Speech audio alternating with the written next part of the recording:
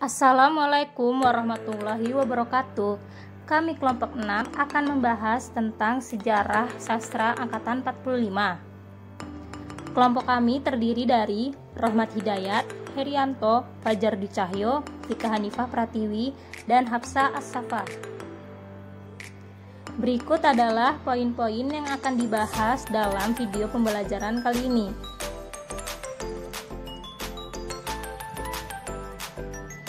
Angkatan 45 merupakan salah satu periodisasi dalam sastra Indonesia.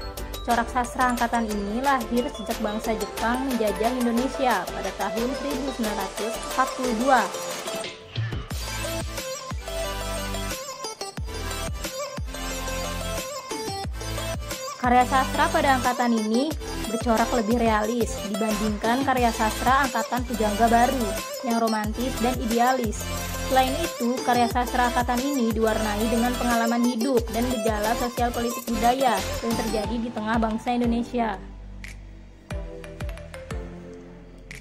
Sastra angkatan 45 juga dikenal sebagai sastra yang bersifat wajar karena menggambarkan kehidupan sewajarnya dan memperkenalkan tokoh-tokoh dalam gaya yang dramatis, tidak mementingkan analisis fisik tetapi menonjolkan analisis kejiwaan melalui percakapan antar tokoh. Proklamasi kemerdekaan membuat karya sastra kembali ramai hingga membuat suasana jiwa yang menggebu-gebu dalam penciptaan karya sastra yang bebas. Dikenallah siasat dengan lampiran kebudayaannya gelanggang.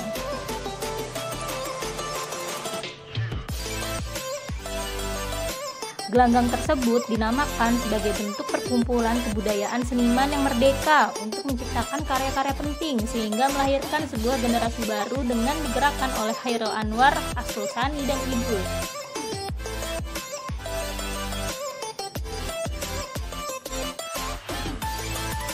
Berikut adalah ciri-ciri angkatan 45. Ada gaya realisme, simbolik, ekspresionisme, filsafat eksistensialisme mulai dikenal, masalah kemanusiaan yang umum, misal hak asasi manusia, terbuka, dan lain sebagainya. Bisa dibaca poin-poinnya sampai poin 11.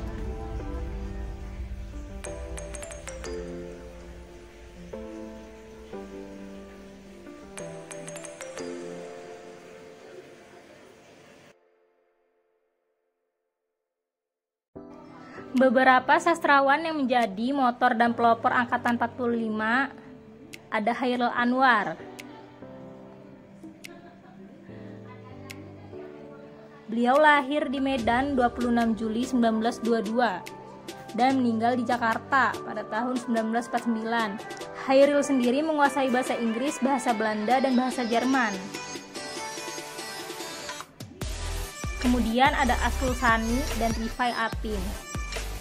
Asrul Sani memiliki kiprah yang sangat besar pada dunia film Indonesia. Banyak menerjemahkan karya sastrawan dunia. Rifai Apin pun pernah menjadi redaktur Gema Suasana, Siasat Zenit, dan Zaman Baru.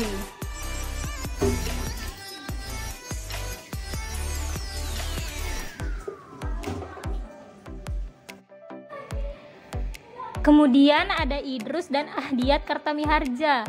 Ahdiat sendiri terkenal sebagai guru taman siswa, redaktur Balai Pustaka, kepala Jawatan Kebudayaan Perwakilan Jakarta Raya, dan dosen Fakultas Sastra UI.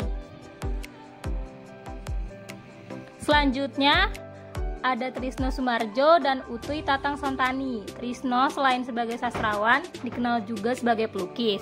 Utuy Tatang merupakan utusan dalam Konferensi Pengarang Asia Afrika di Uzbekistan. Beliau juga mengajar bahasa dan sastra Indonesia di Moskwa.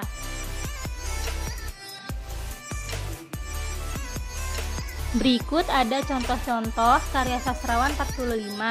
Karya-karya Chairul Anwar antara lain ada Kerikil Tajam dan Yang Terempas dan Yang Putus, Deru Campur Debu, Tiga Menguak Takdir. Karya-karya Asrul Sani antara lain Bola Lampu, Sahabat Saya Kordias, Si Penyair Belum Pulang, Perumahan Bagi Fajriya Novari, dan Dari Suatu Masa Dari Suatu Tempat. Dan ada beberapa karya-karya Idrus, karya-karya Ismail, dan karya-karya Amal Hamzah.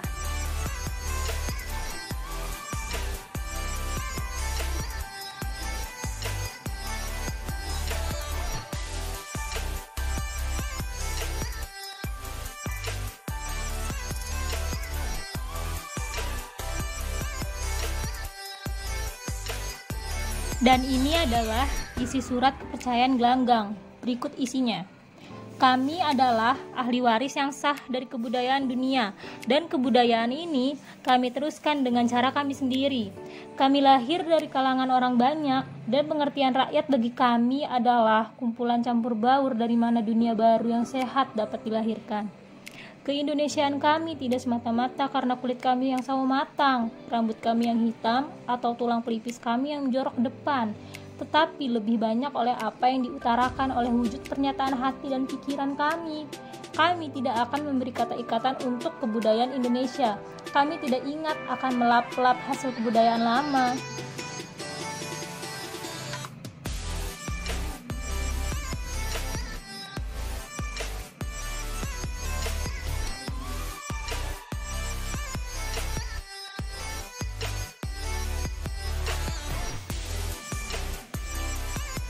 Sampai berkilat dan untuk dibanggakan, tetapi kami memikirkan suatu penghidupan kebudayaan baru yang sehat.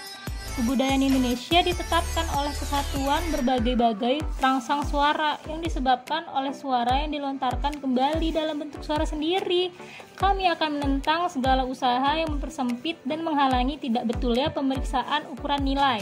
Revolusi bagi adalah penempatan nilai-nilai baru atas nilai-nilai pusing yang baru dihancurkan. Demikian kami berpendapat bahwa revolusi di tanah air kami sendiri belum selesai. Dalam penemuan kami mungkin tidak selalu asli. Yang pokok ditemui adalah manusia. Dalam acara kami mencari, membahas, dan menelaahlah kami membawa sifat sendiri.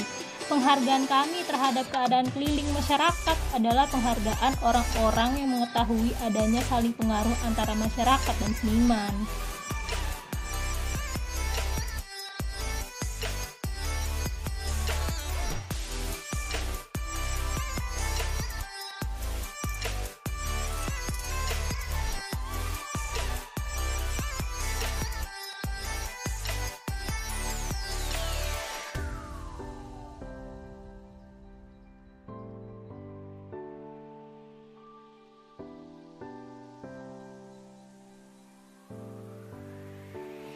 Sekian yang bisa kami sampaikan dalam materi video pembelajaran kali ini. Kurang lebihnya mohon maaf jika masih terdapat banyak kekurangan atau kekeliruan. Kami siap untuk menerima kritik dan saran dari teman-teman demi kebaikan kita semua. Thanks for watching.